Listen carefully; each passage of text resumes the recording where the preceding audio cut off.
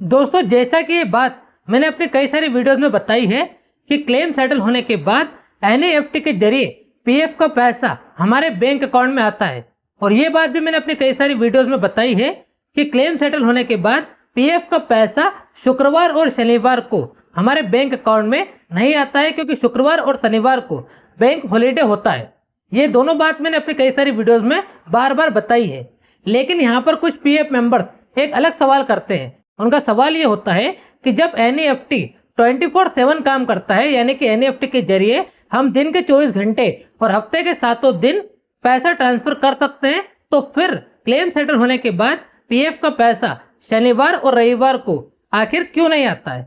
ये सवाल काफी सारे पीएफ मेंबर्स पूछते हैं। अगर आपका भी यही सवाल है तो आप सही वीडियो पर आए हैं, क्योंकि इस सवाल का जवाब आपको इसी वीडियो में मिलेगा। यूट्यूब पर किसी और वीडियो में आपको इस सवाल का जवाब नहीं मिलेगा। तो चलिए शुरू करते हैं आज का वीडियो। और वीडियो शुरू करने से पहले आप सभी से रिक्वेस्ट है कि इस वीडियो को अभी से कर दीजिए लाइक, और चैनल पर अगर आप नए हैं तो चैनल को भी कर लीजिए सब्सक्राइब, क्योंकि ईपीएफओ से जुड़ी जानकारी आपको इस चैनल पर मिलती रहेगी।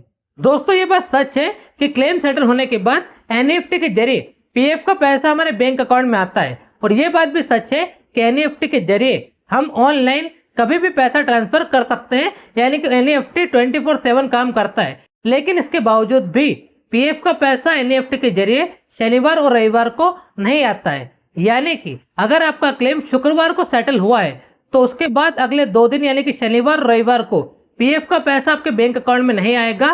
पीएफ का पैसा सीधा सोमवार को आपके बैंक अकाउंट में आएगा। अब ऐसा क्यों है, इसके पीछे एक बहुत बड़ा रीजन है जिसे आपको समझना होगा।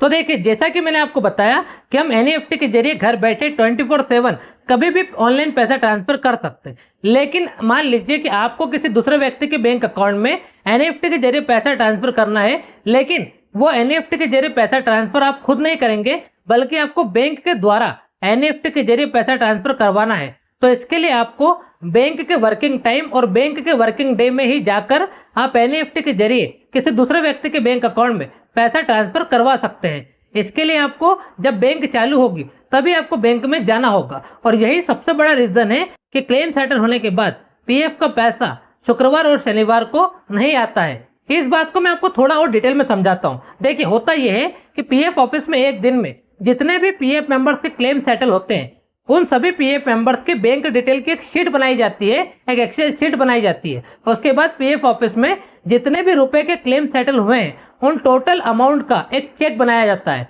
और बैंक की डिटेल और चेक, इन दोनों डॉक्यूमेंट को पीएफ ऑफिसर बैंक में जमा करते हैं। बैंक में जमा करने के बाद बैंक वाले एक एक करके सभी पीएफ मेंबर्स के बैंक अकाउंट में उनका सेटल किया गया पीएफ अमाउंट एनईएफटी के जरिए ट्रांसफर करते हैं। मेरे कहने का मतलब यह है कि क्लेम सेटल करने के बाद पीएफ ऑफिस वाले एनईएफटी के जरिए आपका पैसा आपके बैंक अकाउंट में ट्रांसफर नहीं करते। ऐसा नहीं होता है कि पीएफ ऑफिसर ने अभी आपका क्लेम सेटल किया है और फिर आपका वो पैसा एनईएफटी के जरिए आपके बैंक अकाउंट में ट्रांसफर करेगा। ऐसा नहीं होता है, बल्कि क्लेम सेटल करने के बाद आपके बैंक डिटेल और आपके अमाउंट का चेक बैंक को जमा कर दिया जाता है।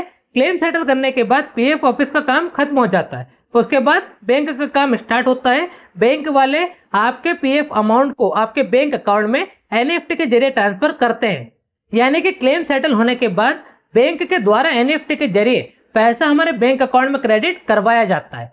तो बैंक वाले शनिवार और रविवार को पैसा ट्रांसफर नहीं करेंगे, क्योंकि शनिवार और रविवार को बैंक हॉलीडे होता है। इसी वजह से क्लेम सेटल होने के बाद भी पीएफ का पैसा शनिवार और रविवार को हमारे बैंक अकाउंट में नहीं आता है। बाकी आज के इस वीडियो में सिर्फ इतना ही। उम्मीद करता हूँ दोस्तों इस वीडियो के जरिए बताई गई जानकारी आपको पसंद आई होगी और वीडियो भी आपको पसंद आया होगा। वीडियो अगर आपको पसंद आया हो तो लाइक जरूर करें, और चैनल पर अगर आप नए हैं तो चैनल को भी सब्सक्राइब जरूर कर लें, क्योंकि ईपीएफओ से जुड़ी जानकारी आपको इस चैनल पर मिलती रहेगी।